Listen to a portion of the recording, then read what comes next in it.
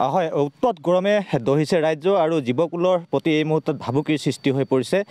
আৰু শেহতীয়াকৈ এটা কথা চৰ্চালৈ আহিছে যে চৰকাৰৰ যি অমৃত বৃক্ষ আন্দোলন, সেই অমৃত বৃক্ষ আন্দোলন কিন্তু এতিয়া ধোঁৱাচাঙত। কিন্তু তাৰ বিপৰীতে একাংশ এনে প্ৰকৃতিপ্ৰেমী আছে, এনে ব্যক্তি আছে যি নিজা খৰচত নিজাকৈ যি বৃক্ষ আন্দোলন, সেই বৃক্ষ আন্দোলন গঢ়ি তোলা পৰিলক্ষিত হৈছে। আমি আছোঁ এই মুহূৰ্তত বোকাখাতত, আৰু বোকাখাতৰ যি ৰজাবাৰী কুৰুৱাবাৰী সংযোগী যি পথ, সেই পথৰ দুয়োকাষে বোকাখাতৰ যি যুৱ সমাজকৰ্মী জিতু শইকীয়া, সেই জিতু শইকীয়া নামৰ ব্যক্তিজনে নিজা খৰচত এনেদৰে কিন্তু প্ৰতিটো পথ এনেদৰে তেওঁ সুন্দৰ কৰাৰ বাবে তেওঁ ইতিমধ্যে প্ৰচেষ্টা আৰম্ভ কৰিছে।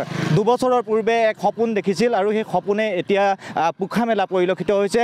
এই যিটো এটা দীঘলীয়া পথ, সেই পথটোৰ দুয়োকাষে আপোনালোকে দেখিব, আমি NKTVৰ দৰ্শকক ইতিমধ্যে দেখুৱাই আছোঁ যে শাৰী শাৰীকৈ ইতিমধ্যে কৃষ্ণচূড়া আৰু সোণাৰুৰ যি গছ, সেই গছসমূহ ইতিমধ্যে লহপহকৈ বাঢ়ি অহা পৰিলক্ষিত হৈছে।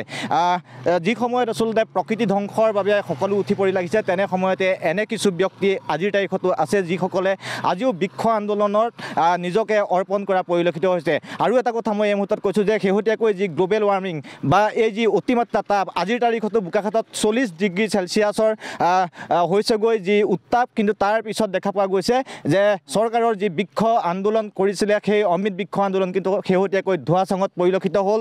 সেই ধোঁৱাচাঙত উঠিল। তাৰ পিছত কিন্তু আজিৰ তাৰিখতো এনেদৰে যিসকল ব্যক্তি আছে তেওঁলোকে একক প্ৰচেষ্টাৰে এনেদৰে কিন্তু যি বৃক্ষ আন্দোলন, সেই বৃক্ষ আন্দোলন গঢ়ি তোলাৰ বাবে অহৰহ প্ৰতিনিয়ত প্ৰচেষ্টা চলোৱা পৰিলক্ষিত হৈছে। আমাৰ লগত জিতু শইকীয়া ডাঙৰীয়া আছে, তেওঁৰ কাষলৈ আমি যাম। খুব প্ৰশংসনীয় এক পদক্ষেপ। দুবছৰৰ আগতে এটা আপোনাৰ সপোন, সেই সপোনটোৱে এই তাৰিখত লহপহকৈ বাঢ়ি অহা পৰিলক্ষিত হৈছে।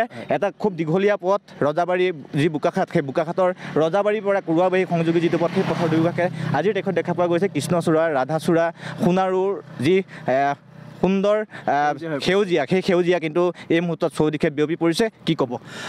আচলতে খুবেই ভাল লাগিছে, আৰু ভাল লগাতকৈ এতিয়া দেখিছে যে বৰ্তমান জলবায়ুৱে কেনেকুৱা এটা পৰিৱৰ্তন আহিছে। আজি 40 ডিগ্ৰী চেলচিয়াছ হৈ আছে, জুন জুলাই মাহ আছেই।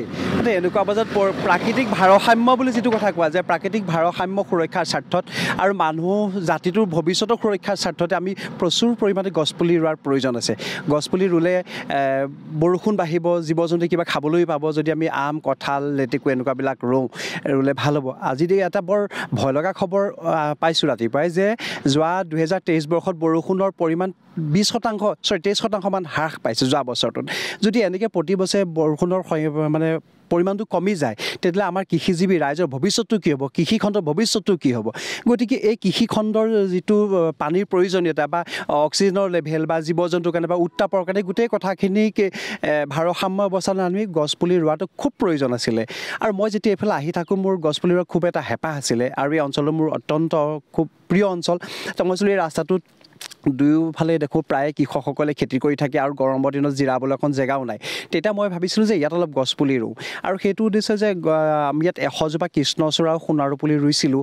যোৱা 3টা বছৰ মই ঠিক সৰু ল'ৰা ছোৱালী প্ৰতিপালন কৰাৰ দৰে মই প্ৰতিপালন কৰি আছোঁ। এটা কথা ৰাইজক ক'ম যে গছপুলি বিশ্ব পৰিৱেশ দিৱসৰ দিনাখন ৰুলেই নহ'ব, প্ৰতিপাল কৰিব লাগিব। আৰু ইয়াৰ অঞ্চলৰ ৰাইজে দেখিছে যোৱা 3টা বছৰ মই গছপুলি ৰাতিপুৱা গধূলি সদায় প্ৰতিপাল কৰি আছোঁ, যাৰ কাৰণে আজি 100টা কৈ ভাল লাগিব যে 100টাৰ ভিতৰত 100টা পুলি আছে, মাত্ৰ 10টা পুলি আমাৰ মৰিছিলে, যিকেইটা আমি আকৌ ৰিচাফল কৰিম। গতিকে 100টা পুলি ৰুই 100টা পুলি জীয়াব লাগিব।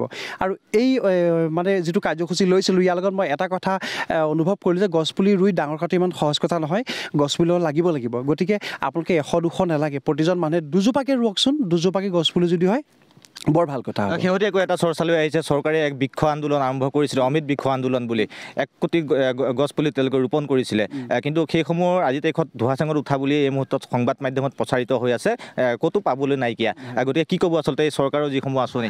চৰকাৰটোৱে হঠকাৰী সিদ্ধান্ত, কাৰণ গিমিক সৃষ্টিৰ কাৰণে কোনো কাম কৰিব নালাগে। গিমিক সৃষ্টি কৰিবলৈ 1 কোটি 2 কোটি গছপুলি ৰুই দিলে তাৰতো আজি 2জোপা গছো নাই।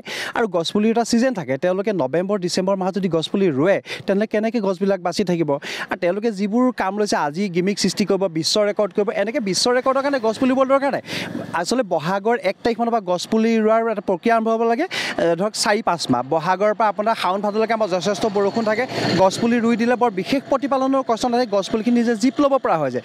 মাঘ ফাগুন মহীয়া কোটি কোটি টকা খৰচ কৰি গছ ৰোপণ কৰিলে, তাতো এজোপাও গছ নাই। গতিকে মই ভাবোঁ যে চৰকাৰে এনেকুৱা হঠকাৰী সিদ্ধান্ত ল'ব নালাগে, বহাগ মাহত গছপুলি ৰোৱাৰ ব্যৱস্থা লওক, তেতিয়া দেখিব গছপুলিবিলাক ইমান নমৰে। লগতে মই আৰু এটা কথা ক'ম যে আমাৰ বৃহত্তৰ এটা বন বিভাগ আছে আমাৰ যে বান্দৰৰ আগতে হাতী মানুহৰ সংঘাত আছিলে এতিয়া বান্দৰৰ মানুহৰ সংঘাত হৈছে কিয় হৈছে বান্দৰবিলাকে খাবলৈ একো নাপায় বা হাতীয়ে জংঘলত খাবলৈ একো নাপায় এতিয়া আমাৰ দেওপাহাৰ আছে কাজিৰঙা আছে এই অঞ্চলবিলাকক প্ৰচুৰ পৰিমাণে লেটেকু আম কঁঠাল এইবিলাক যদি ৰুই দিয়ে তেতিয়াহ'লে মই ভাবোঁ আহি থকা 10 বছৰত এই বান্দৰৰ যিটো উপদ্ৰৱ নাইকিয়া হ'ব আৰু প্ৰাকৃতিক ভাৰসাম্যটো গঢ়ি তুলিব লগতে এটা কথা ক'ম অকল চৰকাৰৰ ওপৰতে দায়িত্ব দিলে নহ'ব আমি কি কৰোঁ আমাৰ নিজৰ ল'ৰা ছোৱালীৰ জন্মদিনত বহুত টকা খৰচ কৰোঁ ডাঙৰ হোটেলত যাওঁ পাৰ্টি কৰোঁ কিন্তু সেই টকাৰে যদি আমি ক'ৰবাত দুজোপা গছ ৰুওঁ এটলিষ্ট আৰু এইটো সময়ত আৰু এটা কথা ভাল পাওঁ মই ক'ম আপোনালোকৰ যোগেদি ৰাইজক বহুত কষ্ট কৰিব নালাগে আপুনি পকা কঁঠাল এটা কিনিলে কিনি পেলাই তাৰ গোটেই ফুটাখিনি উলিয়ালে গ'ল কোনোবা চৰকাৰী জংঘল এখন ফুটাখিনি সিঁচি থৈ আহক